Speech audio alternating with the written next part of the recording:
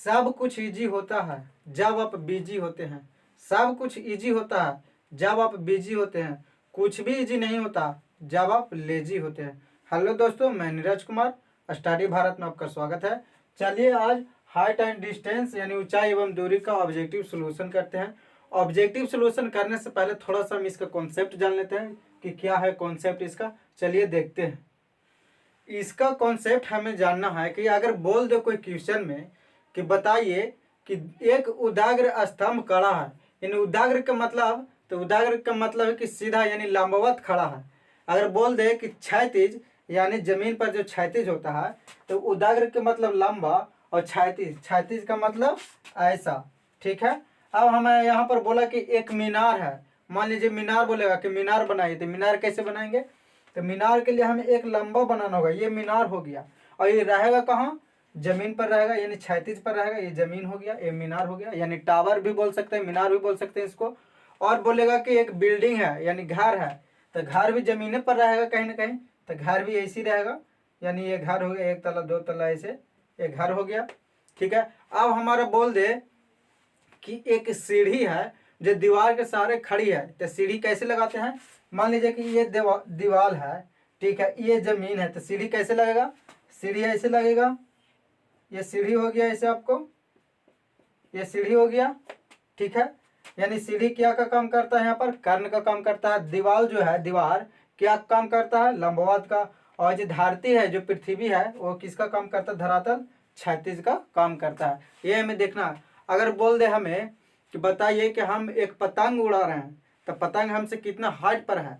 तो हाइट यानी पतंग, तो पतंग कभी भी उड़ाइएगा आप, तो पतंग देखिए उड़ाइएगा तो हमेशा तिरछे आप जाएगा, यहाँ से तिरछे जाएगा आपको।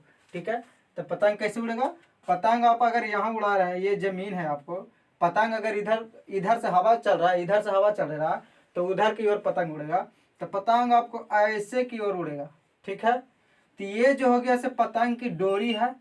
यहाँ पर मान लीजिए ये पतंग है ऐसे, ठीक है, पतंग है, तो इसका हाइट हो गया से ये वाला हाइट हो गया यहाँ, यानी ये जमीन है पूरा। ठीक है। तो हाइट कितना हो गया? ये हो गया हाइट, और ये हो गया क्या? पतंग की डोरी। और ये क्या हो गया? आप से जहाँ पर आप हैं, और ये पतंग जहाँ पर गया है, यानी पतंग आपसे कितना दूरी पर है? इधर। और डोरी की लंबावत कितना है? ये है। यानी ये आपको जमीन के दिया हुआ है कि आपसे कितना दूरी पर पतंग उड़ रहा है, वो है। यानी यहाँ पर हमें हाइट एंड डिस्टेंस में डायग्राम अगर बनाइएगा यानी चित्र बनाइएगा, तो आपको लगभग 2 से 3 नंबर मिल जाएगा। अगर आप सोल्यूशन करिएगा उसको, तो उसमें 2 से 3 नंबर यानी टोटल 5 नंबर मिलेगा। यानी अगर छोटा डायग्राम बनाना रहेगा तो 2 नंबर, बड़ा डायग्राम बनाना रहेगा तो 3 नंबर मिल सकता है। यानी डायग्राम यानी चित्र पर भी आपको 2 नंबर मिलेगा, उसके बाद सोल्यूशन करेगा तो और मिलेगा। चलिए, इसी तरह हमें जानना था कि अगर पतंग उड़ेगा तो पतंग ऐसे उड़ता है, यानी पतंग की डोरी हमेशा कर्ण का काम करेगा और ऊंचाई रहेगा से ये वाला करेगा। अब हमारा बोल दिया कि बताइए कि आप जहाँ खड़े हैं, आपको पर छाया पड़ेगा तो कहाँ जाएगा? यानी मेरा जो छाया बनेगा वो कहाँ बनेगा?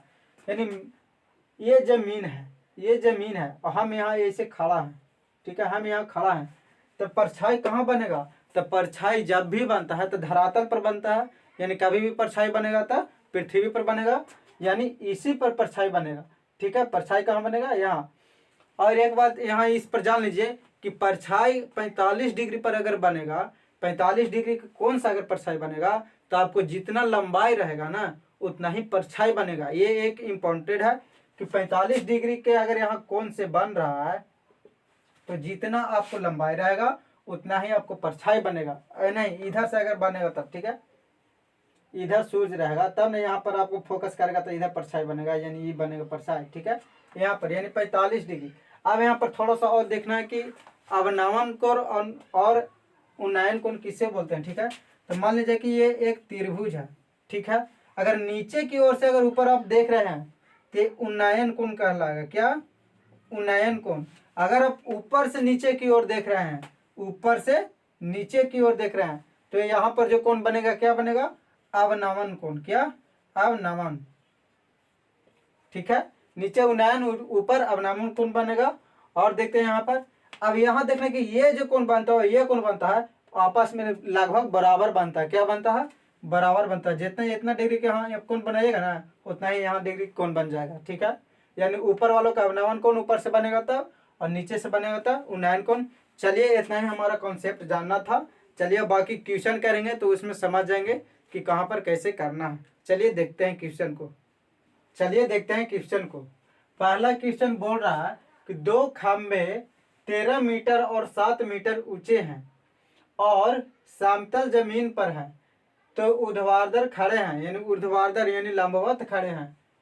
यदि उनके पादों के बीच यानी पाद यानी जड़ों के बीच की दूरी 8 मीटर है तो उनके सिरों के बीच की दूरी ज्ञात करें। यानी यहाँ पर दो खंभा है, ये दो खंभा, एक खंभा और एक खंभा ये है। ठीक है, ये तो जमीन पर ही खड़ा होगा, इसे जमीन पर, चलिए जमीन पर खड़ा कर दिए। पाद बोलते हैं नीचे वालों को और सर बोलते हैं, सिर बोलते हैं ऊपर वालों को। ठीक ना, तो नीचे पाद हो गया, ऊपर सिर हो गया, इसका यहाँ पर पाद हो गया, यहाँ पर सिर हो गया। ठीक है, बोलो दो खंभा 13 मीटर और 7 मीटर है। ये बड़ा होगा 13 मीटर है। ठीक है, ये कितना है 13 मीटर और ये है 7 मीटर। ठीक है, ये खड़ा है यहाँ से और दोनों समतल पर है, यानी जमीन पर समतल जगह पर खड़ा है। और इन लोग दोनों के पादों के बीच यानी ये जो दूरी है इन लोग के बीच वो है 8 मीटर। कितना है 8 मीटर। तो बताइए कि इन लोग के जो सर के पास है यहाँ से यहाँ के जो दूरी है ये हमको ज्ञात करने के लिए बोल रहा है। तो बताइए कि यहाँ से यहाँ तक ये जो पूरा है से 13 मीटर है। कितना है 13 मीटर। ठीक है, और यहाँ तक हमें 7 मीटर है, यहाँ से यहाँ तक 7 मीटर और यहाँ से यहाँ तक 13 मीटर, तो टोटल 13 मीटर। तो बताइए कि 13 में से अगर हम 7 घटा देते हैं तो इतना जो है ये वाला है, ये वाला हमारा निकल जाएगा। तो ये कितना हो जाएगा 6 मीटर। और ये कितना दिया हुआ है, तो जितना नीचे है यहाँ पर ये वाला चौड़ाई उतना ही यहाँ पर ही हो जाएगा, यानी 8। तो हमारा बताइए कि लंब दिया हुआ है और आधार दिया हुआ है, हमारा कर्ण निकालना है। तो कर्ण कैसे निकलता था, लंब के स्क्वायर प्लस आधार के स्क्वायर।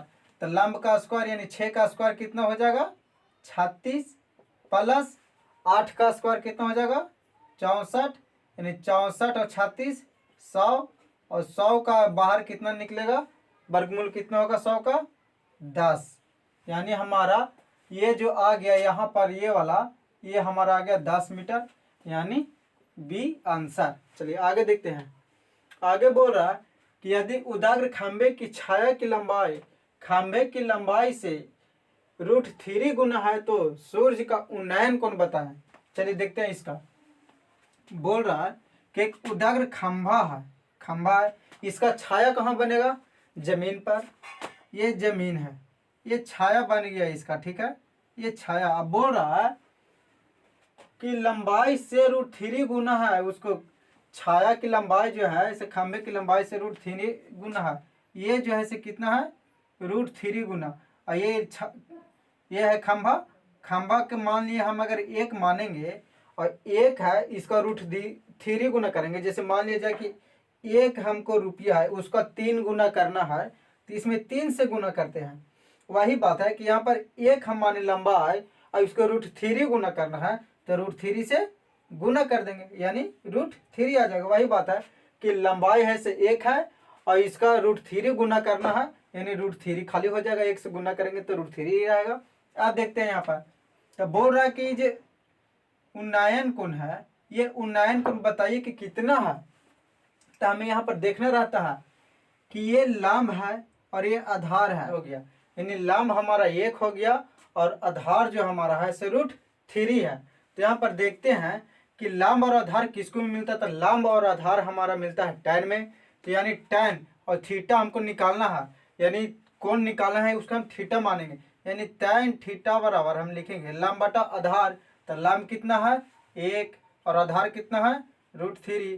तो यहाँ पर देखेंगे कितना का मान है, तो इधर tan थीटा रह देंगे और ये कितना का मान है तो tan 30 डिग्री का था। tan से tan खत्म, यानी थीटा बराबर 30 डिग्री आ गया। यानी जो यहाँ जो कोण बनेगा उन्नयन कोण वो बनेगा 30 डिग्री का। कितना का बनेगा 30 डिग्री का। चलिए आगे देखते हैं। आगे बोल रहा है कि एक मीनार से 100 मीटर दूर स्थित बिंदु पर मीनार का उन्नयन कोण 60 डिग्री है तो मीनार का ऊंचाई ज्ञात करें। यानी यहाँ पर बोल रहा है कि 100 मीटर एक मीनार है ठीक है, एक मीनार है और इस जमीन का किसी बिंदु से यहाँ से ये मीनार का दूरी 100 मीटर है। कितना है?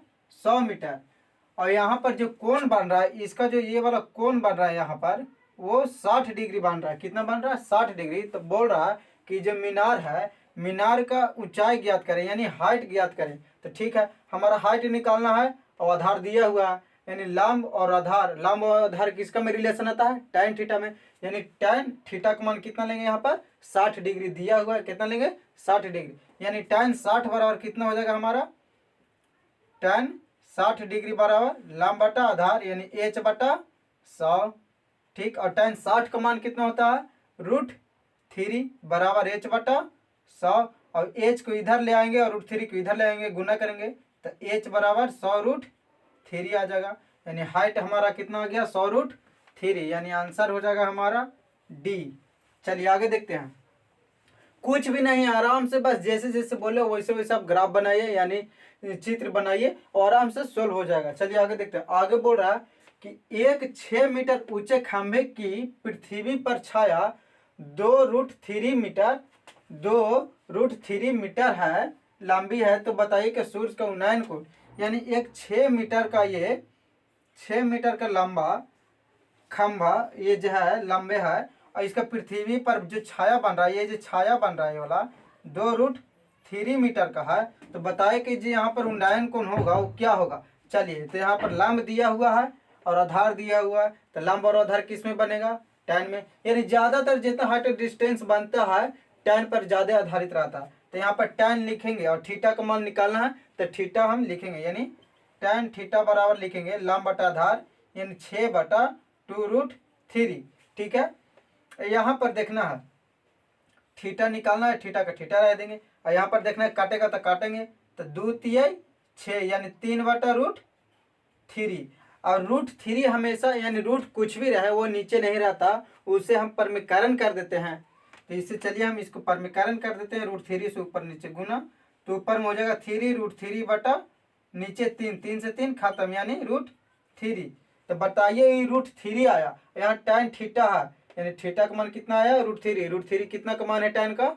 60 डिग्री का। कितना का? 60 डिग्री का। यानी आंसर क्या हो जाएगा? ए।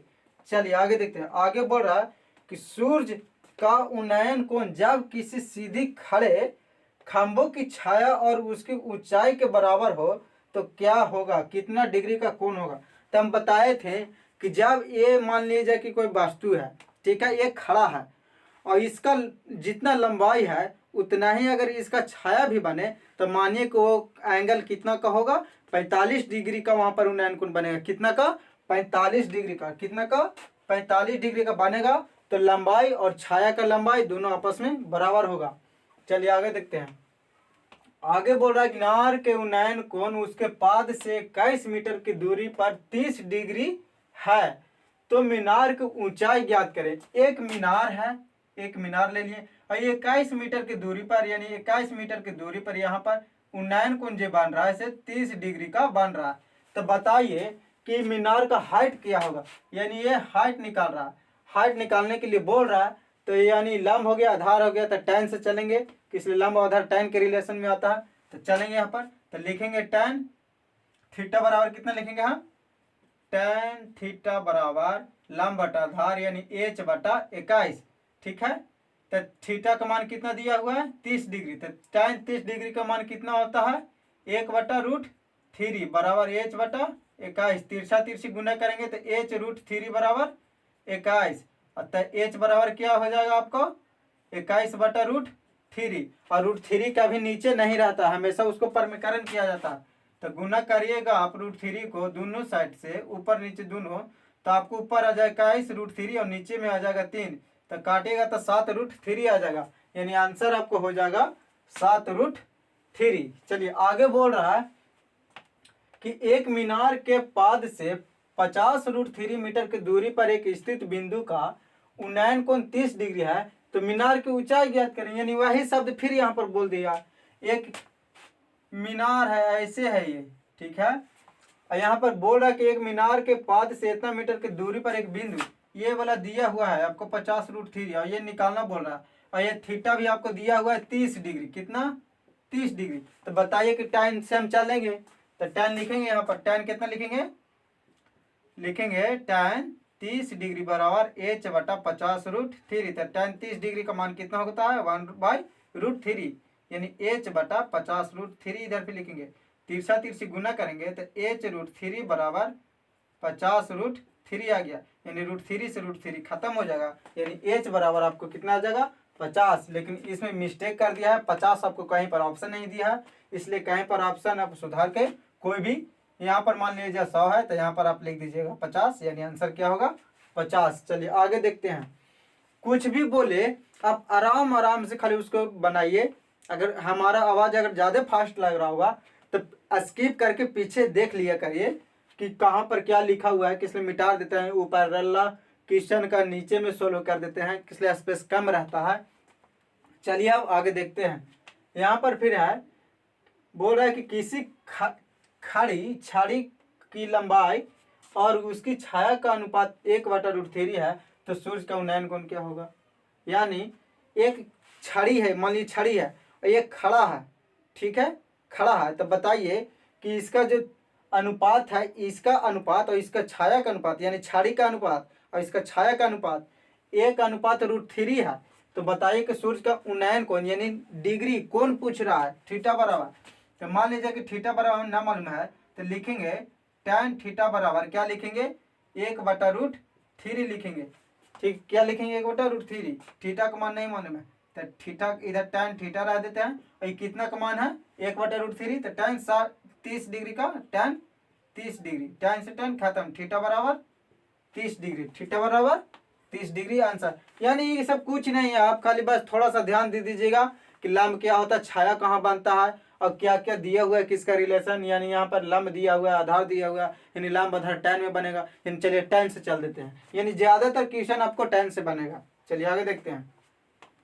आगे है कुन्नयन कोण और अवनमन कोण सदैव डैश रेखा के साथ होती है। बताइए कुन्नयन कोण और अवनमन कोण के जो रेखा होता है, यानी मान लीजिए कि ये है, ठीक है, यहाँ से कोण बने, उन्नयन कोण हो गया, ये अवनमन कोण हो गया, और जो रेखा है इसे क्या होता है, तो रेखा क्या होता है हमेशा क्षैतिज, क्या होता है क्षैतिज रेखा से ये वाला कोण बनता है। चलिए आगे देखते हैं। आगे बोल रहा है कि प्रेक्षक की आंख से मीनार के शिखर को मिलाने वाली रेखा तथा क्षैतिज के बीच के कोण को डैश कोण कहते हैं। बोल रहा है कि जैसे कि हम यहाँ पर खड़ा हैं, हम यहाँ पर देख रहे हैं एक टावर को, जो हमारा आंख से जो वहां पर कोण बन रहा है, यहाँ पर से जो कोण बन रहा है, ये कोण क्या कहलाता है, तो नीचे से जो कोण बनता है उसको उन्नयन कोण कहते हैं, और ऊपर से जो कोण बनता है उसे अवनमन कोण बोलते हैं। यानी प्रेक्षक की आंख से, यानी हमारा आंख से क्या कोण बनेगा, उन्नयन कोण बनेगा, क्या बनेगा उन्नयन कोण।